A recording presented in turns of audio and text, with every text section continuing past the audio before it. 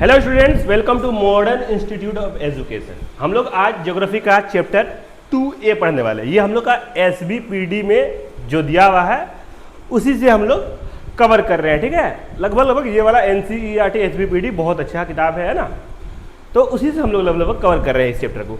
तो ध्यान से समझेंगे हम लोग। चैप्टर का नाम है जनसंख्या संगठन, है ना, पॉपुलेशन कंपोजिशन। इसका हम लोग का वन शॉर्ट वीडियो आएगा। क्या आएगा सर जी?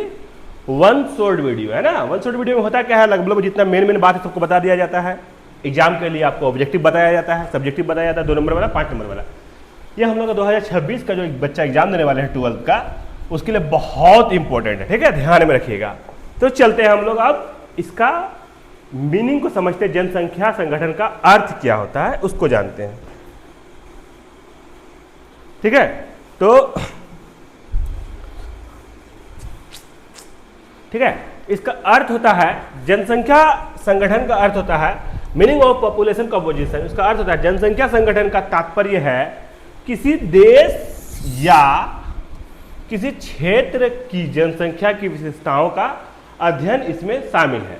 जैसे इसमें सबसे पहला जानेंगे हम लोग आयु, लिंग, साक्षरता, व्यवसाय, जन्म दर, मृत्यु दर, सामाजिक एवं सांस्कृतिक पहलू। मोटी बात यह है कि जनसंख्या संगठन से हमें पता चलता है कि किसी देश की जनसंख्या कैसी है और उसकी विशेषताएं क्या है ना। बात समझ में आ गया? मोटी बात समझ में आ गया। इसका जो जरूरी बात है वो समझ में आ गया।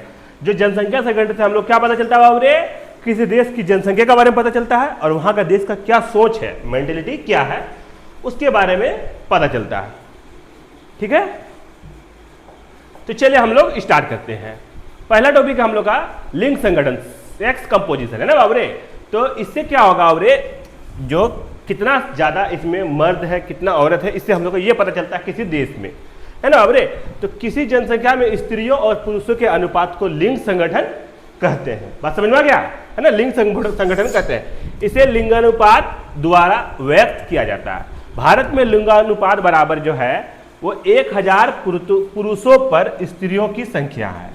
क्या बाबरे? 1000 पुरुषों पर स्त्रियों की संख्या है। भारत में लिंगानुपात असमान है। 2011 जनगणना के अनुसार 940 महिलाएं प्रति 100 पुरुष, मतलब 1000 लड़का है तो कितना लड़की है बाबरे? 940 लड़की है। इसका मतलब क्या, जो भारत में महिलाओं की जनसंख्या कम है। काहे? बराबर क्यों नहीं? क्योंकि यहाँ का आदमी का सोच घटिया है। क्या है, जो लड़की पैदा हुई तो उसको सोचने लगता है जो ये, उसमें आदमी को बहुत सारा बात होने लगता है और भी बहुत कुछ। तो ये सब सोच घटिया है, बहुत घटिया चीज़ है ना। क्योंकि लड़की या लड़का पैदा होता है वो लड़का का गलती होता है, लड़की की गलती नहीं होता है ना। चलिए अब हम लोग जानते हैं विश्व औसत 2015 में 101.7 महिलाएं प्रति 100 पुरुष। 2015 में कितना आ गया? 101.7 महिलाएं 100 पुरुष पर आ गया, ठीक है। आ जाते हैं अब हम लोग यहाँ पे आयु संरचना, एज स्ट्रक्चर। तो इसमें जानेंगे क्या हम लोग, जनसंख्या को आयु के आधार पर 3 भागों में बांटा जाता है। सबसे पहला है बालक वर्ग, मतलब 0 से 14 वर्ष के बीच में आश्रित वर्ग कहते हैं। फिर ये बहुत इंपॉर्टेंट है बाबू, थोड़ा समझिएगा। 0 से 14 वर्ष को हम लोग क्या बोलते हैं? बालक वर्ग। इसी को हम लोग बोलते हैं आश्रित वर्ग। समझ में आ गया? ये 0 से कितना होता है बाबू? 14 वर्ष के बीच में होता है। युवा वर्ग जो होता है वो 15 से लेके 59 वर्ष का होता है। कितना होता है बाबू? 15 से लेके 59 वर्ष। इसको हम लोग बोलते हैं कार्यशील जनसंख्या। लगभग एक आदमी 60 साल तक काम कर सकता है, बहुत ज्यादा दिक्कत है तो, है ना। आप लोग देखे होंगे बूढ़ा तक चलता है ये रिक्शा चलाते हुए, है ना बाबू। तो मजबूरी है तो काम करना पड़ता है। युद्ध वर्ग, वृद्ध वर्ग है। वृद्ध वर्ग मतलब बूढ़ा। तो 60 वर्ष से अधिक वाला को क्या बोलते हैं बाबू? वृद्ध वर्ग। ये आश्रित वर्ग कहलाता है। क्या कहलाता है? आश्रित वर्ग कहलाता है। आश्रित वर्ग का मतलब क्या, इस वर्ग में कार्यशील नहीं मिलेगा आपको। ये वाला वर्ग दूसरे पे डिपेंड रहता है। 0 से 14 वर्ष का बच्चा क्या करेगा? माँ बाप पे डिपेंड रहता है। और 60 से लेके ऊपर वाला आदमी क्या होता है? बेटा पे डिपेंड हो जाता है ना बाबरे। और ये जो है 15 से लेके 59 वर्ष का आदमी, लड़का नहीं लड़की भी काम करती है ना। तो इतना वर्ष का आदमी क्या करती है? काम कार्यशील जनसंख्या कहलाता है। चलिए समझ में आ गया बाबरे। आयु, लिंग पिरामिड, पॉपुलेशन पिरामिड को हम लोग अब समझेंगे, ठीक है बाबरे। तो जनसंख्या की आयु और लिंग की संरचना को चित्रात्मक रूप में दिखाने को आयुलिंग पिरामिड कहते हैं। प्रकार क्या होता है? विस्तृत आधार पर पिरामिड उच्च जन्म दर व उच्च मृत्यु दर दिखाता है हम लोग, है ना, विकासशील देशों में पाया जाता है। दूसरा क्या है? संकुचित पिरामिड, कंस्ट्रक्टिव पिरामिड, निम्न जन्म दर निम्न मृत्यु दर विकसित देशों में पाया जाता है। मतलब क्या? जो गरीब देश है ना उसमें क्या पाया जाता है बाबू रे? उच्च जन्म दर और उच्च मृत्यु दर। जो गरीब देश है उसमें क्या होता है? बहुत ज़्यादा आदमी पैदा भी होता है, बहुत ज़्यादा आदमी एक्सीडेंट से मर गया, बीमारी से मर गया, क्योंकि गरीब है ना बाबू रे। और जो विकसित देश है उसमें क्या होता है? ज़्यादा वहाँ पे शिक्षित आदमी रहता है तो ज़्यादा बच्चा पैदा होने नहीं देता है ना सरकार। चीन में जैसे अभी एक बच्चा से ज़्यादा हो गया, दो बच्चा से ज़्यादा हो गया तो उसको सीधा एकदम जेल में फांसी का सजा दे देता है ना। विकसित देशों में पाया जाता है। तो क्या? निम्न जन्म दर और निम्न मृत्यु, मतलब आदमी कम पैदा होता है और मरता भी कम है, क्योंकि वो विकसित देश है। इलाज फ्री हो जाता है, हर चीज़ फ्री रहता है वहाँ पे। स्थिर पिरामिड क्या होता है? जन्म स्थिर पिरामिड क्या होता है? जन्म व मृत्यु दर लगभग समान स्थिर जनसंख्या वाले देश में होता है। ठीक है, तो हम लोग देखते हैं यहाँ पे अब ग्रामीण नगरीय संगठन, रूरल अर्बन कंपोजिशन को देखते हैं बाबू। ठीक है, तो ग्रामीण व नगरीय क्षेत्रों की जनसंख्या अनुपात विकासशील देशों में अधिकतर जनसंख्या ग्रामीण होती है। जो गरीब देश होता है उसमें क्या होता है? अधिकतर जनसंख्या ग्रामीण में होता है, गांव में होता है ना। गांव में जाके रहता है और जाके शहर में बस जाता है वो लोग। और विकसित देशों में नगरीय जनसंख्या का अनुपात अधिक होता है। तो विकसित देश जो होता है, जो अमीर देश होता है, वो तो गांव होता ही नहीं, उसमें पूरा शहर रहता है। भारत में लगभग 65% लोग ग्रामीण क्षेत्रों में रहते हैं। 100% में 65% आदमी जो है वो कहाँ रहता है बाबू? गांव में रहता है। बचा कितना? 35%।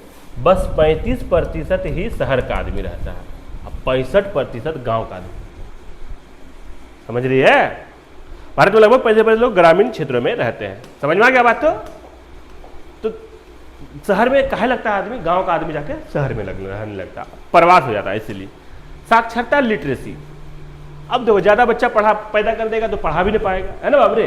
तो क्या होगा? वो क्षमता जिससे कोई व्यक्ति पढ़ लिख सके और समझ सके। साक्षरता किसको कहते हैं बाबरे? वह क्षमता जिसे कोई व्यक्ति पढ़ लिख सके और समझ सके, उसे क्या कहते हैं बाबू? हम लोग साक्षरता कहते हैं। साक्षरता किसी देश की प्रगति का दर्पण है। अगर पढ़ा लिखा है, आप लोग पढ़ लिख रहे हैं, तो इसका मतलब आपका देश का काम आ रहे हैं। भारत में 2011 के जनगणना के अनुसार साक्षरता दर 74.4% थी। ये क्वेश्चन पूछ सकता है। 2011 के जनगणना के अनुसार भारत में साक्षरता दर कितनी थी बाबरे? 74.404% है ना बाबरे। चलिए आ जाते हैं हम लोग व्यवसायिक संरचना, ऑक्यूपेशनल स्ट्रक्चर। ठीक है बाबरे, इस पे आ जाते हैं अब हम लोग। तो जनसंख्या का विभाजन व्यवसायों के आधार पर मुख्य श्रेणियां होती है। पहला है प्रथम गतिविधियां कृषि खनन वानिकी, दूसरा है द्वितीयक गतिविधियां उद्योग विनिर्माण, तीसरा है तृतीयक गतिविधियां व्यापार परिवहन सेवाएं, चौथा है चतुर्थ गतिविधियां सूचना तकनीक अनुसंधान। भारत में अब भी अधिकांश लोग कृषि में लगे हुए हैं। यहाँ का आदमी ज्यादातर क्या करता है? खेती बाड़ी करता है ना बाबरे। निष्कर्ष क्या निकलता है इस चैप्टर से हम लोग का? तो इस चैप्टर से हम लोग का निष्कर्ष निकलता है जनसंख्या संगठन किसी भी देश का आर्थिक, सामाजिक और सांस्कृतिक संरचना को समझने का मुख्य आधार है। इससे हमें यह पता चलता है कि देश के पास कितनी कार्यशील जनसंख्या है और विकास की दिशा क्या है ना। अब 0 से 14 वर्ष का बच्चा ज़्यादा रहेगा और 60 वर्ष से ऊपर रहेगा, वो देश तो गरीबी में जाना है। अभी इंडिया जो है यंग इंडिया अभी कहा बोलता है, अभी जो कार्यशील जनसंख्या है वो ज़्यादा है। मतलब क्या? 15 से लेके 59 वर्ष का आदमी अभी ज़्यादा है इंडिया में। अब ये 10 साल के बाद या 20 साल के बाद में क्या हो जाएगा? ये बूढ़ा वाला देश बन जाएगा, है ना। समझ में आ रहा बात? तो लिंगानुपात किसे कहते हैं समझेंगे आप बाबू, ये ऑब्जेक्टिव हम लोग का। तो क्या लिंगानुपात क्या है? प्रति 1000 पुरुषों पर महिलाओं की संख्या क्या कहलाता है बाबूरे? लिंगानुपात। 1000 पुरुषों पर महिलाओं की संख्या कितनी है बाबूरे? 941। आगे समझ में? नहीं समझ में आया? बकलोल के 2011 के जनसंख्या में जनगणना में भारत का लिंगानुपात कितना था? कितना था बाबरे? 940। यही ना समझा रहे थे तुम लोग को। 1000 पुरुषों पर स्त्रियों की संख्या, तो 1000 पुरुष में कितना स्त्री है बाबरे? अगर 940 गो है ना। बात समझ में आ गया? चलिए आगे देख लेते हैं बाबरे। साक्षरता दर का अर्थ है पढ़ने लिखने की क्षमता। ठीक है, आगे देखते हैं बाबरे। कार्यशील जनसंख्या की आयु होती है, कार्यशील जो काम करता है वो कितना से बाबरे? 15 से लेके 59। ये बता दें आप लोग को। आगे देखते हैं किस पिरामिड में उच्च जन्म दर वो मृत्यु दर होगी? तो विस्तृत पिरामिड में है ना बाबरे। आगे देख लेते हैं ग्रामीण नगरीय संगठन में भारत में ग्रामीण जनसंख्या लगभग कितनी है बाबरे? 65%। आगे देखते हैं साक्षरता दर 2011 के जनगणना के अनुसार भारत में कितनी थी? तो 74.04%। अभी बता रहे थे आप लोग को। कृषि किस श्रेणी की गतिविधि है? तो प्राथमिक। आगे देखते हैं हम लोग कौन सा देश संकुचित पिरामिड का उदाहरण है? तो जापान। साक्षरता दर किससे जुड़ी है? तो उपरोक्त सभी, आर्थिक विकास, सामाजिक विकास, सांस्कृतिक विकास। अगर पढ़िएगा तो ये सब विकास होगा, पढ़ने से विकास बढ़ता है। ठीक है, चलिए अगला आ जाते हैं हम लोग 2 नंबर क्वेश्चन आंसर की तरफ, 2 अंक वाला प्रश्न उत्तर की तरफ। जनसंख्या संगठन से आप क्या समझते हैं? क्या बोल रहा है? जनसंख्या संगठन से आप क्या समझते हैं? तो किसी देश की जनसंख्या का आयु, लिंग, व्यवसाय, साक्षरता आदि के आधार पर अध्ययन होता है। इसी को हम लोग क्या बोलते हैं? जनसंख्या संगठन कहते हैं। लिंगानुपात कैसे ज्ञात किया जाता है? तो सूत्र क्या है? महिलाओं की कुल संख्या भागा पुरुषों की कुल संख्या गुना 1000। ये सूत्र है। ये सूत्र वाला जब भी आएगा इसका मतलब बहुत इंपॉर्टेंट है ये वाला क्वेश्चन आंसर, है ना। इसको बीबीआई मान लीजिएगा। ठीक है, और याद कर लीजिएगा ये वाला क्वेश्चन बहुत पूछता है बाबरी तुम लोग को। ठीक है, भारत का लिंगानुपात 2011 में कितना था? तो 940 महिलाएं प्रति 1000 पुरुष पर। आयु संरचना का महत्व क्या है? तो इससे पता चलता है कि कितनी जनसंख्या कार्यशील है और कितनी आश्रित है। ठीक है, आगे देख लेते हैं बाबू 5 नंबर। जनसंख्या पिरामिड से आप क्या अभिप्राय है? तो आयु व लिंग संरचना को चित्रात्मक रूप में दर्शाने वाला चित्र क्या कहलाता है बाबूरे? जनसंख्या पिरामिड कहलाता है।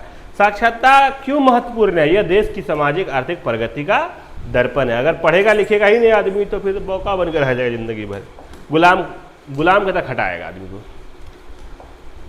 ग्रामीण नगरीय संगठन का महत्व लिखिए। इससे पता चलता है कि कितनी जनसंख्या ग्रामीण और नगरीय क्षेत्रों में रहती है। ठीक है, आगे देख लेते हैं बाबू हम लोग यहाँ पे 8 नंबर।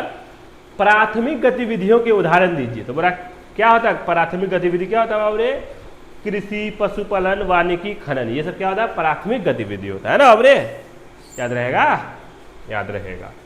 9 नंबर कह रहा है बाबू जी व्यवसायिक संरचना में से क्या तात्पर्य है? तो जनसंख्या का विभाजन व्यवसायों के आधार पर होता है, उसी को क्या बोलते हैं? व्यवसायिक संरचना कहते हैं। ठीक है, ये सब याद करने का, दबा के याद कीजिए, जितना याद कीजिएगा उतना फायदा है आप लोग का, है ना।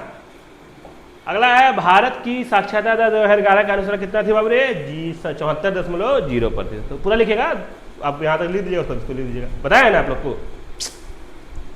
ठीक है, अगला है हम लोग का 5 नंबर या क्वेश्चन आंसर जो हम लोग एग्जाम के लिए बहुत इंपॉर्टेंट है। तो देख लेते हैं हम लोग एक बार। लिंग संगठन पर विस्तृत टिप्पणी लिखी कीजिए। तो लिंग संगठन में पुरुषों व स्त्रियों का अनुपात बताया जाता है। भारत में लिंगानुपात 2011 में 940 था। लिंगानुपात देश के सामाजिक विकास का दर्पण है। कम लिंगानुपात स्त्रियों की स्थिति को कमजोर दर्शाता है ना बाबरे। चलिए आगे देख लेते हैं। आयु संरचना की विशेषताओं को समझाइए। उसका आंसर हो जाएगा आयु संरचना 3 वर्गों में बटी है। बालक वर्ग 0 से 14 आश्रित बोलते हैं उसको, युवा वर्ग 15 से 59 कार्यशील, वृद्ध वर्ग 60 प्लस आश्रित। इससे देश की कार्यशील शक्ति और आश्रित भार का पता चलता है। चलिए जनसंख्या पिरामिड के प्रकार को समझाइए। तो पहला है विस्तृत आधार पर पिरामिड। उच्च जन्म दर व मृत्यु दर भारत में होता है ना। संकुचित पिरामिड निम्न जन्म दर व निम्न मृत्यु दर, ये कहाँ है बाबू रे? जापान में। और स्थिर पिरामिड जन्म व मृत्यु दर लगभग समान, ये कहीं भी नहीं है। ऐसा होगा जितना मरेगा उतना ही जिंदा होगा, ऐसा नहीं पैदा होगा, नहीं होगा ना ऐसा। ग्रामीण नगरीय संगठन का महत्व लिखिए। तो इसका आंसर लिखेगा, यह बताता है कि जनसंख्या कितना भाग ग्रामीण और कितना नगरीय क्षेत्रों में रहते हैं। भारत में 65% लोग ग्रामीण हैं। इसका सीधा संबंध आर्थिक गतिविधियों और विकास के स्तर से है। चलिए आगे देख लेते हैं हम लोग 5 नंबर, व्यवसायिक संरचना के प्रमुख प्रकार बताइए। तो प्राथमिक कृषि खनन, द्वितीयक उद्योग, तृतीयक व्यापार सेवाएं, चतुर्थक सूचना तकनीक अनुसंधान। किसी देश की आर्थिक अर्थव्यवस्थाओं के विकास में इनका बड़ा योगदान है। यहाँ पे क्या होता है हम लोग का चैप्टर द एंड हो जाता है। तो आप लोग को ये वीडियो कैसा लगा जरूर बताइए ना, और कोई भी प्रॉब्लम आता है तो कमेंट जरूर कीजिए, हम लोग इसका सॉल्यूशन निकालेंगे।